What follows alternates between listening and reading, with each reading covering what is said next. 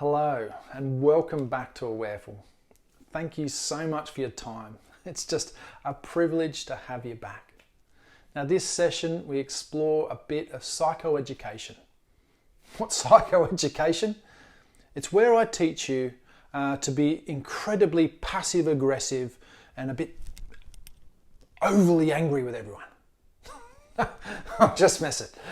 Did you know your mind thinks 25 to 50,000 thoughts a day? Amazing, isn't it? Now, if you thought we only have 86,000 seconds in a day. Amazing, right? And we can breathe up to 30,000 breaths a day. So, what do you think is the percentage of those thoughts that might be negative? 34, 40%, 50, 80, 100%? What? No, it's only 60 to 70%. A study by Dr. Raj Guthanan on deep-seated goals, values and morals analysed how many thoughts we have and what the percentage of those thoughts are negative. Probably a lot more than you realise, or a lot less.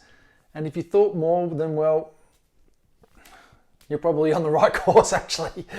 So, a little bit about the mind. And the bits I'm going to be giving you are from the Human Givens psychotherapy perspective. Now we have something in our brain, it's called the limbic system. And within the limbic system we have this thing called an amygdala. And I'm going to use Dr. Rick Hanson's wonderful hand model to best describe, I guess, the brain. And obviously we've got two hemispheres, but I'm going to break it in half. And they both look the same. They've both got an amygdala, they've both got a hemisphere. So right in the middle of the brain, we have this amygdala. And it's about the size of a pea.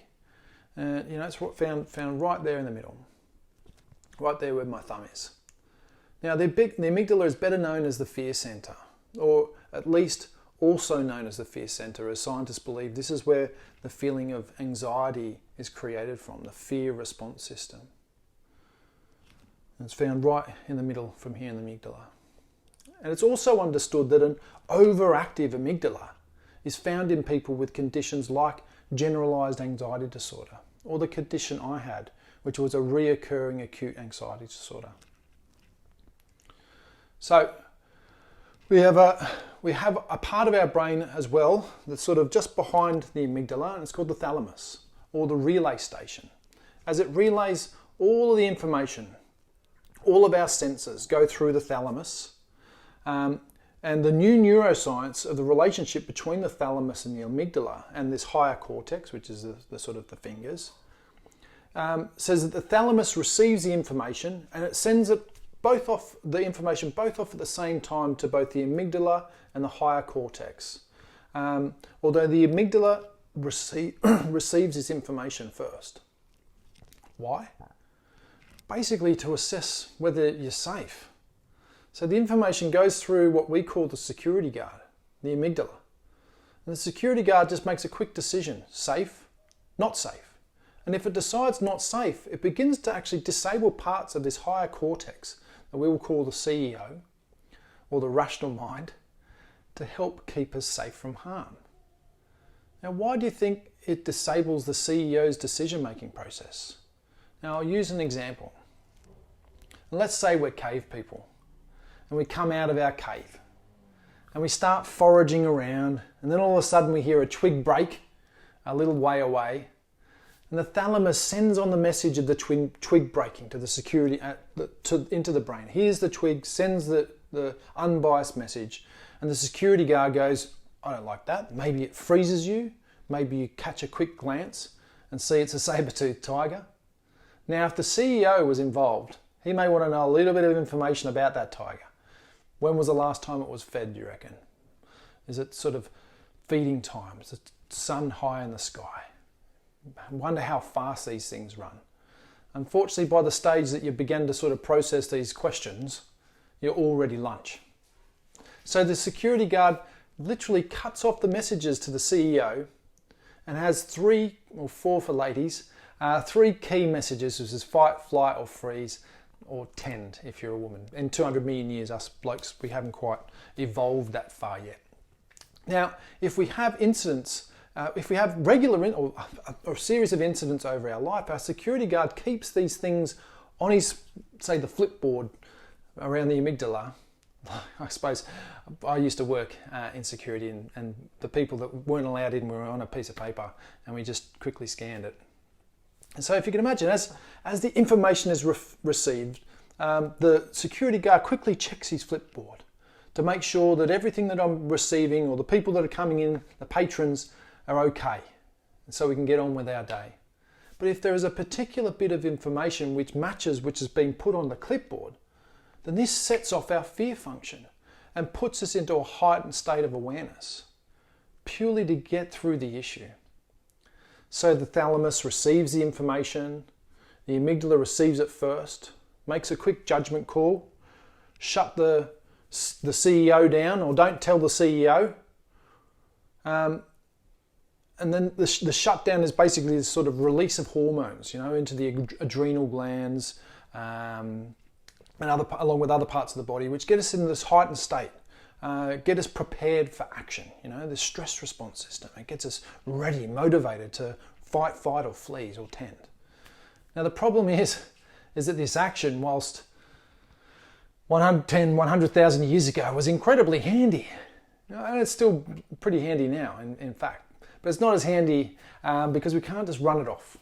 We get left in this state of anxiety and stress with no tools to manage it. And in this state, we can make irrational decisions or get angry a lot faster as we try and find ways to balance our body out again. Let me give you an example. Now, say something's happened at home and you've reacted, got angry at the missus, whatever it is. And for the next hour or so, you feel justified, maybe not even that long. You feel, it was what she said, how you feel completely and utter justified. And maybe after that point, you decide to have a sandwich or go for a walk, go to the gym, whatever it is. And all of a sudden, you start to begin to relax a bit.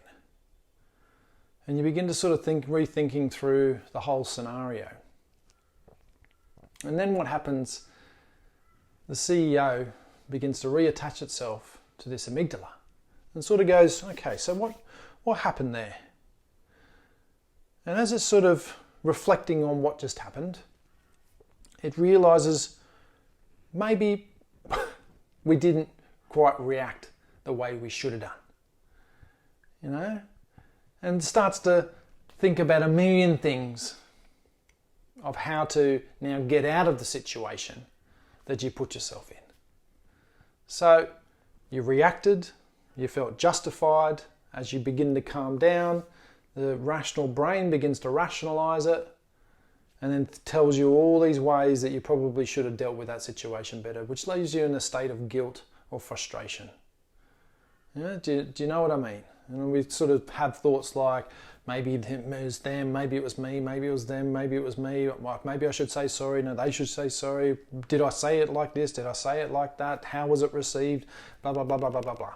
And it goes on and on and on and on. An endless chain of thoughts. So this is our body. Getting angry at when we do things is like setting off the security guard to have a go at the security guard. Now, you're just going to end up in a fight where the only loser ends up being you. So as we recognize the amygdala or the security guard firing up, you might feel your heart racing. You might feel your breath begins to get shorter. You start sweating, getting tingling hands, legs, whatever it is. Wonderful messages that you're in this response system and to try and calm that system down. Now, this mind training has shown to ease that response system. A simple breathing practice or a body scan can stimulate the parallel system, the parasympathetic system, leaving us feeling less stressed, less anxious about these things that we can't change or control. They don't make us feel less intelligent, luckily enough, in case you were wondering though.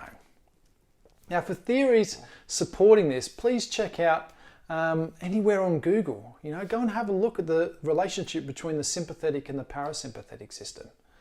All right?